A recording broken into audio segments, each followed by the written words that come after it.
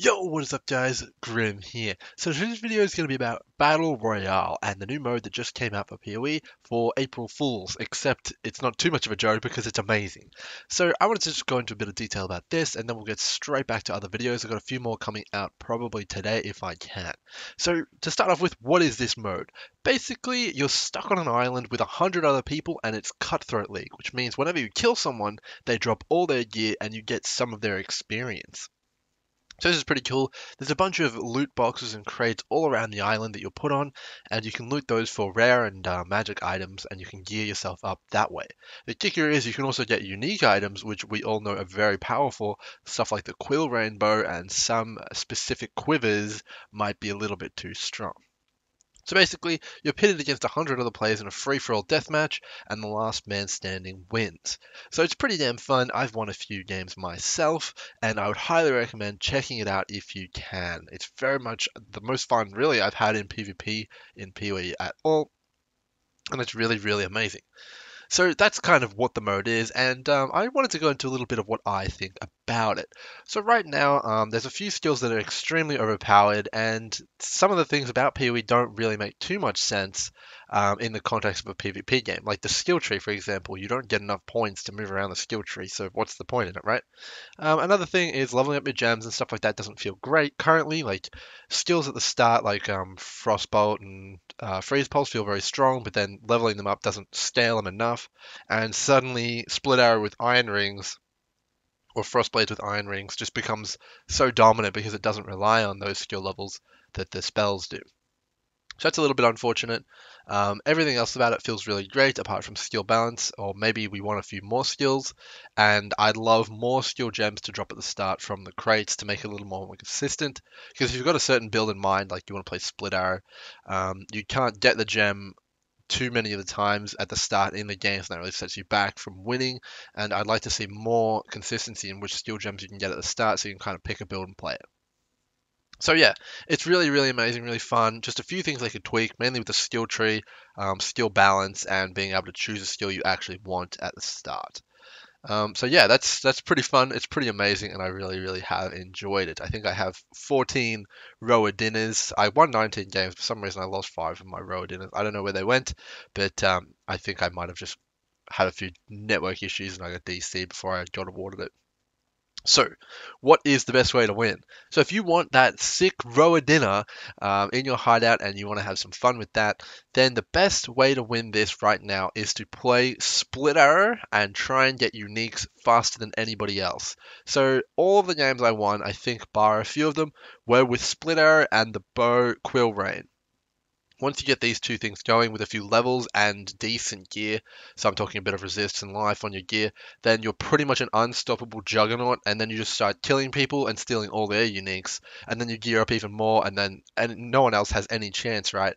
Like if you get the Quill Rain plus the Quiver Craghead, which gives you the increased stun chance, basically the first time you shoot anyone, they're permanently stunned because you just keep barraging them with a volley of arrows. So that's how I won most of my games. You're probably thinking, well, that's a lot of RNG. How do you get the uniques? What I did was at the beach, as soon as you get any usable skill gems, so either shrapnel shot or splitter, I go straight off the beach into the forest, start power farming levels, and then I go straight to the middle of the map, and there's things called war chests and I believe troves. These have a 100% chance to drop at least one unique, and you just go around and get them all while everyone else is still on the beach because you've power farmed levels you can get in there. You need to be about level 5 or 6 to be able to kill stuff in there, but that was my strategy and it worked out pretty well. I got Cool Rain a lot of games and I got the Quiver a lot of games as well. And you can also get some nice stuff like Tabula Rasa, and Thousand Ribbons is actually insane in this as well because it gives you a lot of flat damage, so it's really crazy. To pair with that, you want to be blowing up all these red barrels you just saw in the background there. They drop iron rings. Iron rings are the most broken thing in this game. They make your damage go from like nothing to an extreme amount. As you can see, I just killed that guy, that poor soul. But yeah, iron rings are where it's at. Try and alch your iron rings if you get alchemy orbs. That'll be really good for you. And you should be able to get a few rower dinners, at least, hopefully. So the next question is, should this mode go core? So it's pretty interesting, this whole debate, because obviously I watched the interview with Chris Wilson and he said it costs around $10,000 a day to keep these servers up. And I would really doubt whether or not this could generate $10,000 a day or more in sales or anything like that. I have no idea if that's possible, but for me at least, it did bring a lot of new players into the game. People who traditionally don't play PoE with me were playing because of this mode. My The best example is my programmer who works on the site. He likes to play Fortnite a lot. That's his favorite game. And when I mentioned Battle Royale in PoE, he was like, "Oh damn!" And he got on there and he played all day long with me. And surprisingly, he's not like the best at PoE, but he actually did get like I think 5 or 6 rower dinners as well, just because he plays Battle Royale and he knows what to look for. And I think the really important thing here is that he's not like he doesn't know too much about the game in terms of like mechanics and stuff. But after today, he does. Like he knows what Mirage Archer is and stuff like that. It's pretty crazy. He's very good with the gem links and swapping them around now because this forces you to be good at that. And I think it's very good for actually teaching players how to play the game, to be honest, because it actually forces people into using like a 2 link instead of like a 6 link and needing to understand, okay, this gem's pretty cool in this situation. Maybe I want to put some bear traps at this door so I can't get killed by the Frostblade guy running at me. So it's pretty cool. I really liked it. It makes you use some interesting skills. Obviously, split arrow is very dominant, but we can take that away, and that'll really make people use some interesting ones. I think what's really, really cool about this mode is that I felt like I was actually able to use my skill a little bit. Like there was skill involved, obviously. Like a few times, people absolutely destroyed me with ice shot, even though I'm using the broken split arrow, right?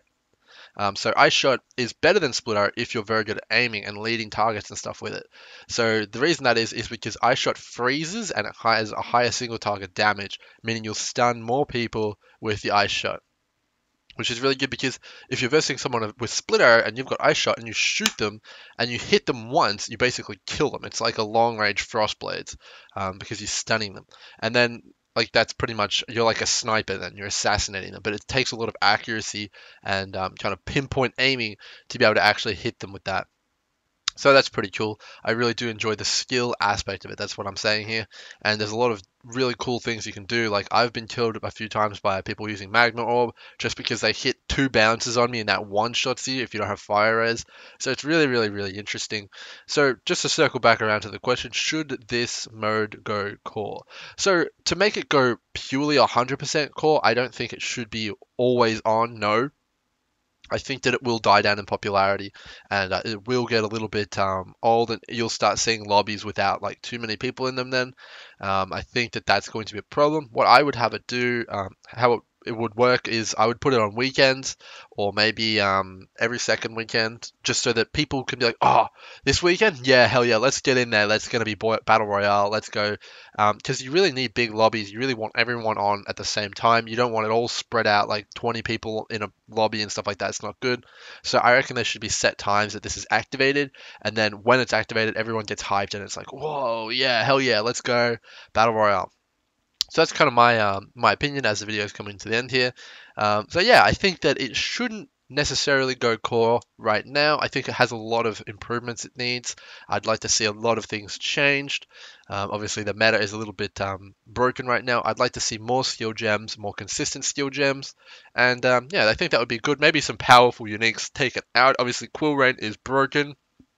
So take rid of that, get rid of that. But yeah, let's give it to us every now and then, and I think everyone will be really happy. So this is going to kind of be my little rant about, not even rant, discussion a little bit about the Battle Royale. I really, really enjoyed it. I hope we see more of this kind of stuff. It's really, really fun, and hopefully we will see GGG added to core in some capacity. Just to finish off this video, I'm going to show you all the rower dinners that I got. It's pretty hilarious. It's a very cool hideout decoration. Yeah, I really want more of this kind of stuff, and just even this every so often would be nice. So here we go, we've got all our rower dinners, got quite a lot of them here. It's pretty damn cool. Nice hideout. So yeah, stay tuned for another video today. This is just going to be a little quick one that I did so that I can kind of touch on this. But we've most likely got another filter update coming because a lot of people wanted that. And I'm going to talk a little bit more about permanent mapping and choosing any map you want for permanent kind of sustain. So look forward to that. I'll see you guys in the next one. Cheers.